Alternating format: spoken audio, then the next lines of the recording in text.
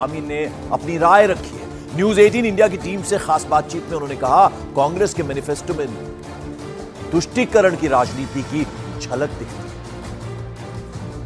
उत्तराखंड के मुख्यमंत्री पुष्कर सिंह धामी इस वक्त हमारे साथ हैं। न्यूज 18 के editor in chief Rahul Joshi से प्रधानमंत्री नरेंद्र मोदी ने एक्सक्लूसिव बातचीत की। उसमें उन्होंने कहा कि जो कांग्रेस का मैनिफेस्टो हो उसमें मुस्लिम लीग की छाप दिखती है।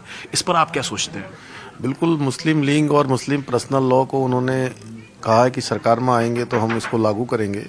आज देश समान नागरिक संहिता की बात कर रहा है, हम संकल्प ले रहे हैं। उत्तराखंड में देवभूमि में समान नागरिक संहिता का विधेयक बन गया है। पूरे देश के अंदर इसको भारतीय जनता पार्टी के संकल्प पत्र में देश के अंदर लागू करने की बात संकल्प लिया गया है।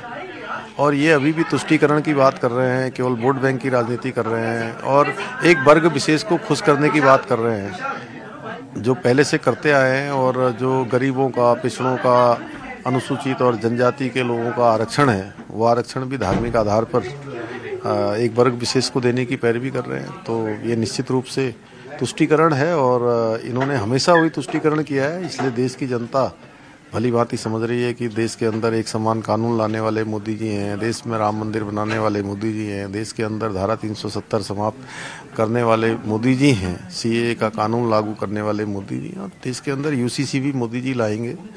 देश के अंदर भ्रष्टाचार, तुष्टीकरण, परिवारवाद, इन सबको समाप्त करने वाले मोदी जी हैं। इसलिए आज ये लोग मोदी जी से घबराकर ये तमाम प्रकार की अनाप शनाप बातें बोल रहे हैं, गठबंधन बना रहे हैं। गठबंधन इस सरकार बनाने के लिए नहीं है, ये गठबंधन अपने परिवारों को बचाने के लिए, अपने भ्रष्टाचार को छुपाने के लिए।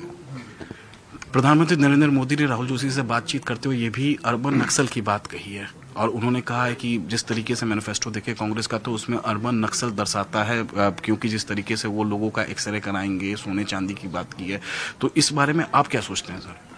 देखिए, ये बहुत ही ऐसी बात है कि लोगों की जो मेहनत की गाड़ी कमाई है, उस कमाई को भी उन्होंने कहा है कि जब्त कर लेंगे और 45% ही उनको देंगे जो विरासत है और 55% जो है जमा करके एक वर्ग विशेष को पहला हक बताते हुए उनको दे देंगे और लोगों के खेत खलियान तक एक्सरे लगाएंगे, यानी कि पूरी उसकी छानबीन करेंगे। तो उस आधार पर कहीं ना कहीं लोगों के मेहनत पर, लोगों की जो विरासत है, उस पर डाका डालने का प्रयास है और ये उनकी सोच दिखाती है कि ये देश की जनता को क्या देना चाहते हैं भविष्य में।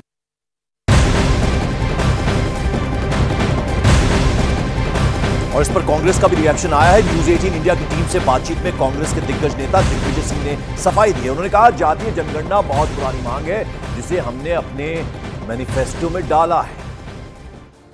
मध्य प्रदेश के पूर्व मुख्यमंत्री दिग्विजय सिंह 33 साल बाद चुनाव के मैदान में राजगढ़ से फिर से, और इस समय यहाँ लोगों से लगातार जनसंपर्क कर रहे हैं, छोटी छोटी सभाएं कर रहे हैं।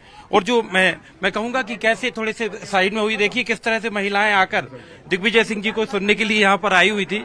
तो सर, मैं आपसे एक चीज सवाल पूछ रहा हूँ। प्रधानमंत्री नरेंद्र मोदी ने न्यूज 18 इंडिया को इंटरव्यू दिया और उसमें कहा कि आपका जो मैनिफेस्टो है, कांग्रेस का मैनिफेस्टो, उसमें मुस्लिम लीग की छाप है। जैसे प्रधानमंत्री ने कहा कि राहुल गांधी ने कहा था कि एक्सरे करने की बात कही थी, तो उस एक्सरे करने की बात पर उन्होंने कहा है कि ये कांग्रेस की, राहुल गांधी की अर्बन नक्सल सोच का रिफ्लेक्शन है। एक्सरे किस बात का? किस बात का? समाज का। वो तो उसकी बात कर रहे थे ना सर, कहा जो सेंसस है, आप जाति जनगणना।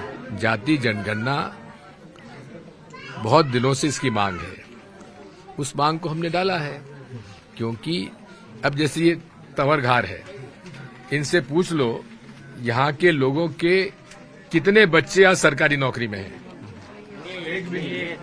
तो पहले इनके बारे में जो सहायक सचिव और सहायक अध्यापक आपकी सरकार थी तब लगे वही है, बाकी बीजेपी ने एक भी नियुक्ति नहीं की यहाँ पर। अब कितने बच्चे इनके कलेक्टर है, एसपी है, अरे थानेदार तक नहीं होंगे एक आधे में।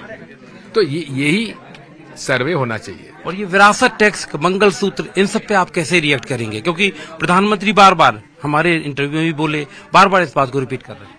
इतना झूठा प्रधानमंत्री न हुआ है न होगा।